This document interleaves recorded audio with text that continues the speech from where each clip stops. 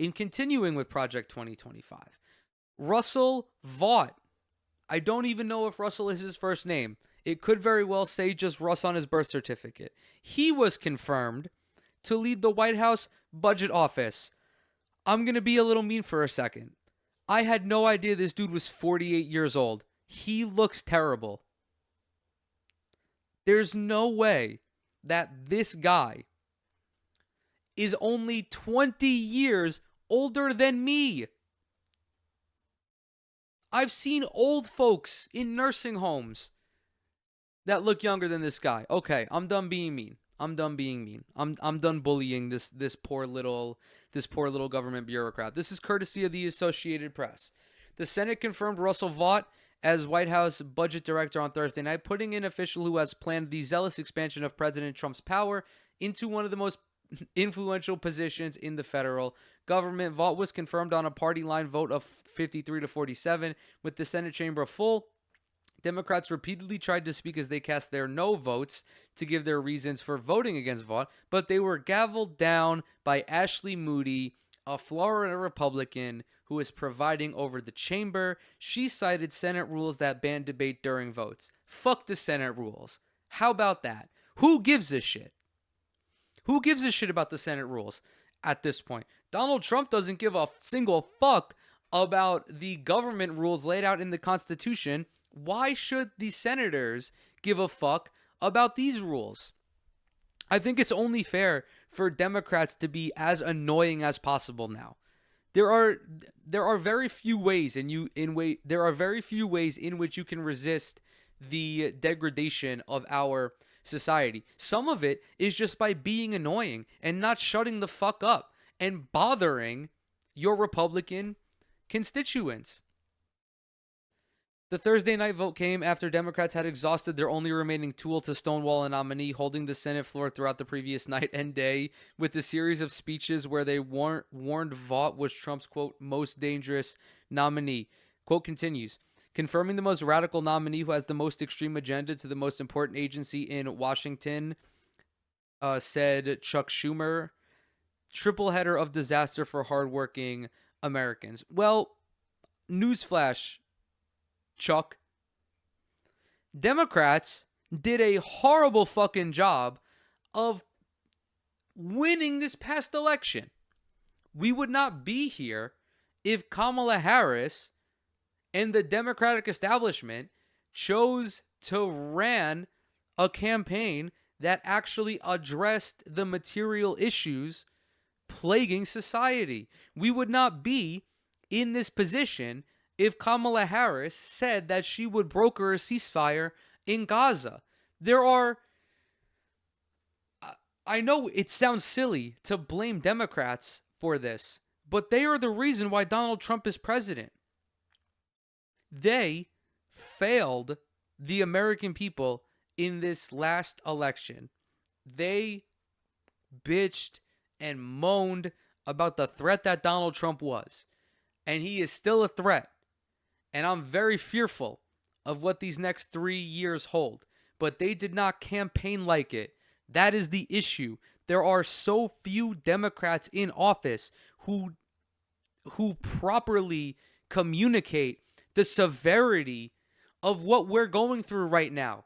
Bernie Sanders, AOC, Ilhan Omar, Rashida Tlaib, folks like that have been screaming for the last year about the threat that Trump was. And even they, I don't want to speak for them specifically, but their insistence to not say that Joe Biden should be president, their unwillingness to force him to step down, the unwillingness of the Democratic establishment to force Joe Biden to step down and not run, helped put us in this position. In 2020 and 2016, stabbing Bernie Sanders in the back, betraying him, and giving the nominations to Hillary Clinton and Joe Biden led us here. More so in 2016, because I will say Joe Biden, the first 2 years of his term were fine. This is the combination of the Democrats' incompetence and the Republicans fighting hard to get their agenda through. The Republican Party, as insidious and as disgusting as they are, they have a clear policy goal, and that is to undermine the administrative state and repeal civil rights from as many people as possible. And they've worked for decades to get to where they are now. They fought for years to repeal Roe v. Wade, to get judges into the judiciary who make decisions exclusively on the lines of the Federalist Society. While this was happening, Democrats shunned the few people in their ranks who had a cohesive and popular economic agenda. Because it's not about just having a logical thought. It's about having logical thoughts that resonate with the American people. Logical thoughts like healthcare reform, a higher minimum wage, more paid time off, ending the genocide in Gaza. They failed. They have failed us. The Democratic Party failed us. And that is one of the reasons as to why we're here right now. This shit just does not happen in a vacuum, okay? Russell Vought did not just spawn in here as a 48-year-old bald freak and get confirmed to the White House budget and get confirmed to head the White House's budget. No, it's been decades of the Republican Party working for this. And the Democrats, specifically with Project 2025, failed to hammer the Republicans over the head at every chance they got. They did not play politics. Forget being civil. I'm so fucking sick of Democrats wanting to be friends with these people. I understand that politics is about compromise, and sometimes you have to reach across the aisle. The Republicans don't want compromise. They don't want to reach across the aisle. Gone are the days of the socially liberal, fiscally conservative Republican. Gone are the days of Mitt Romney. Now we have fucking Nancy Mace and Donald Trump. There's like, I don't want to compliment Rand Paul, but he is one of the few Republicans who are willing to reach across the aisle on certain issues.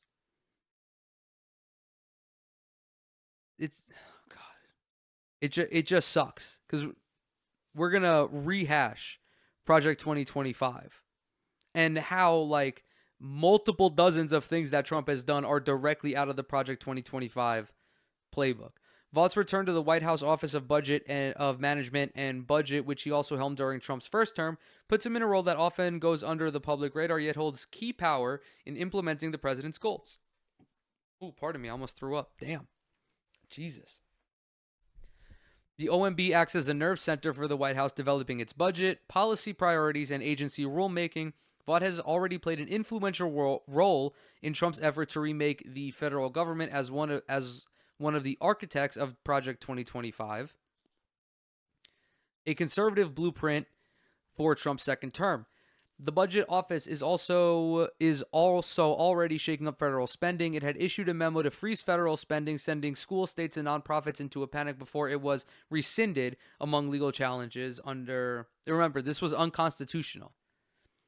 The government, the executive branch, is not allowed to unilaterally strike down spending after it's already been approved. In the Senate, Republicans have stayed in line to advance Vaught's nomination and argued that his mindset will be crucial to slashing federal spending and regulation. Senate Majority Leader John Thune pushed for his confirmation this week, saying, quote, he will have the chance to address two key economic issues: cutting burdensome government regulations and addressing excessive spending. Excessive spending, mind you, that majority goes to Social Security, Medicare, and Medicaid, and also the Department of Defense, but that's not up for debate. We already know conservatives will not even think about reducing the DoD's defense budget, the DoD's budget. Vought has often advanced a maximalist approach to conservative policy goals. After leaving the first Trump administration, he founded the Center for Renewing America, part of a constellation of Washington think tanks that have popped up to advance and develop Trump's Make America Great Again agenda. From that position, Vought often counseled congressional Republicans to wage win-at-all-cost fights to cut federal programs and spending. This is not too dissimilar from what the Republicans already preach. You know, Reaganomics is the reduction of federal spending. It's limiting the size of government, even though under Reagan, the deficit grew every year. But this is insidious because they just effectively want a dictator. They want a monarchy. This is not, me speculating. This is what Project 2025 specifies. It's called unitary executive theory, where the president is basically the arbiter of the land and the sole interpreter of the law and the lone decision maker. Writing in the Heritage Foundation Project's 2020, oh my fucking God, 2025, Vought described the White House budget director's job as, quote, as the best, most comprehensive approximation of the president's mind. The OMB, he declared, is a president's air traffic control system and should be involved in all aspects of the White House policy process, becoming powerful enough to override implementing agencies' bureaucracies. During Trump's first term, Vought pushed to reclassify tens of thousands of federal workers as political appointees, which could then enable mass dismissals. Vought has also been a proponent of the president using impoundment to expand the executive branch's control over federal spending, which is blatantly unconstitutional. Project 2025 would fundamentally alter the foundation of this country. It is an undoing of the Constitution. It is a repeal of what the founding fathers put together. I have my issues with the Constitution, certainly, but I'm not a constitutional repealer. I don't think the Constitution should be entirely ripped apart and rebuilt from scratch. I think certain amendments should be made to reflect the type of society we live in now, a modernized version of the Constitution, which countries all across the world have done, including countries that are Western aligned. During confirmation hearings, Vought stressed that he would follow the law, but avoided answering Democrats' questions on whether he would withhold congressionally allotted aid for Ukraine. What about Israel? Because I'm sure that won't be touched either. Democrats charged that Vaught's response amounted to an acknowledgement that he believes the president is above the law. No shit, he thinks that. That's the precedent in Washington, that the president is above the law. That's also why Trump ran for president again, because he didn't want to fucking go to jail. In response to questions from Republican lawmakers, Vought did preview potential budget proposals that would target cuts to discretionary social programs. Quote, the president ran on the issue of fiscal accountability, dealing with our inflation situation, the inflation situation that currently has a dozen eggs at $8.50. Partly because the Trump administration has no idea how to fucking deal with bird flu, and they've effectively prevented the federal health agencies from intervening. Vought has also unabashedly advanced Christian nationalism, an idea rising in the GOP that the United States was founded as a Christian nation. And dude, these people live in an alternate reality. They are delusional. Their minds have been rotted by conservatism.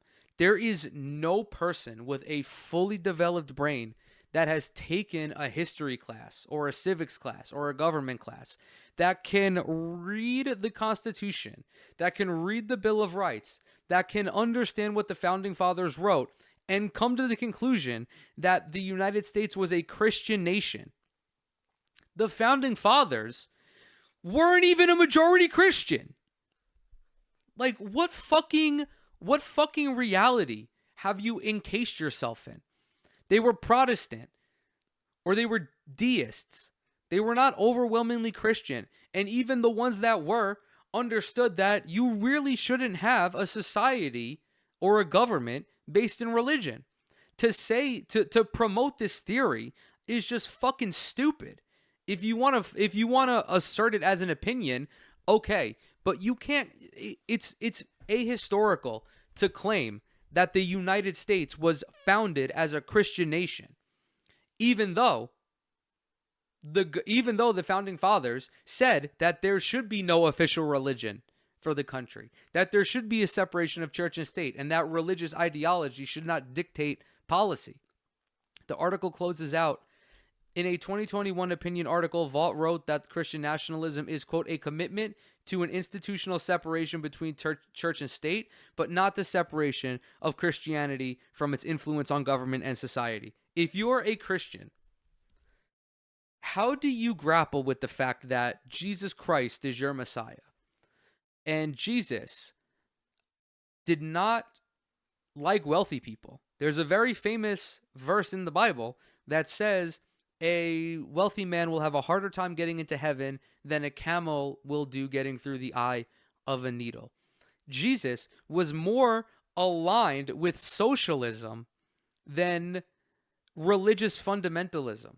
His whole philosophy was about helping those less fortunate, which the United States government does not want to do. We just did a story on the pausing of U.S. aid. Jesus talked about being kind to immigrants. Jesus practices a more logical version of Christianity than conservatives do. I'm not a particularly religious person, but even I understand that the core tenets of Christianity provide a very good moral basis on which to live your life.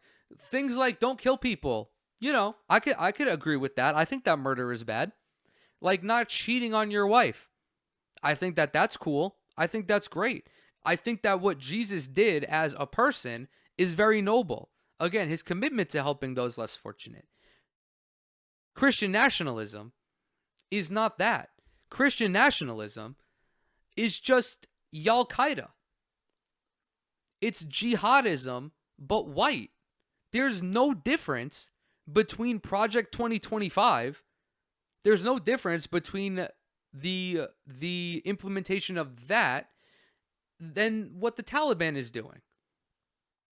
It's religious fundamentalism. There's no way that you could try to spin this off as a good idea. I stole this link from the article. Trump's protests aside, his agenda has plenty of overlap with Project 2025. Remember, Donald Trump said, I have no idea what Project 2025 is. I have no idea what you're talking about. Even though many of the executive orders that he signed and many of the things that he's looking to pass align with Project 2025. Donald Trump insists that Project 2025, a nearly 1,000-page blueprint for a hard right turn in American government and society, does not reflect his priorities for a White House encore. By the way, this article is from October of last year. I haven't read it. I don't want to read it purposefully, the Republican presidential nominee admitted.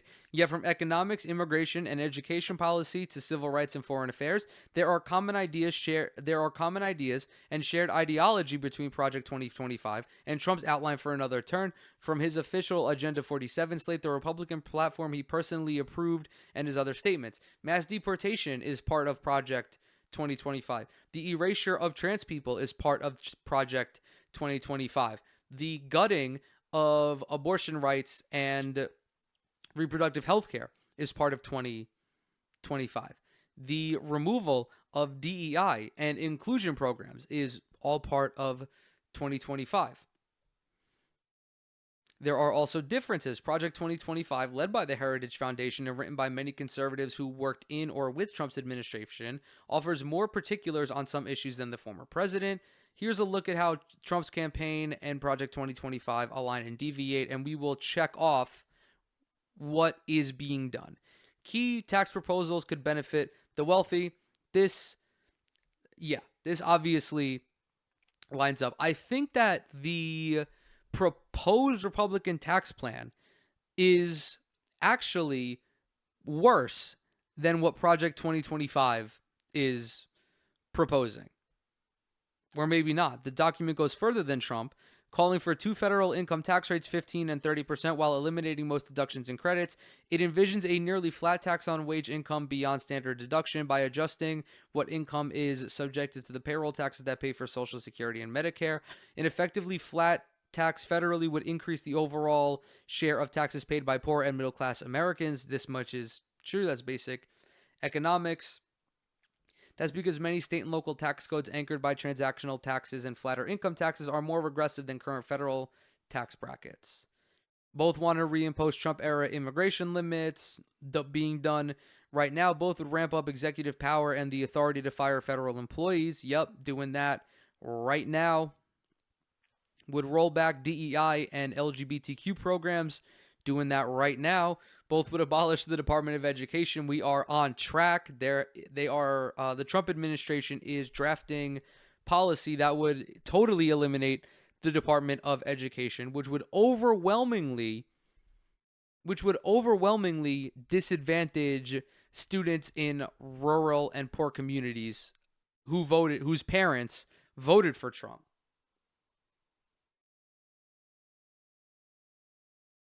Last climate policy, Trump pulled out of the Paris Climate Accord. He's going to allow basically unlimited drilling, potentially even open up federal lands for drilling. This is weird. Project 2025 backs Ukraine's defense while Trump has questioned U.S. support. The only reason why Project 2025 backs Ukraine's defense is because they want to use this as a proxy war to keep Russia perpetually weaker.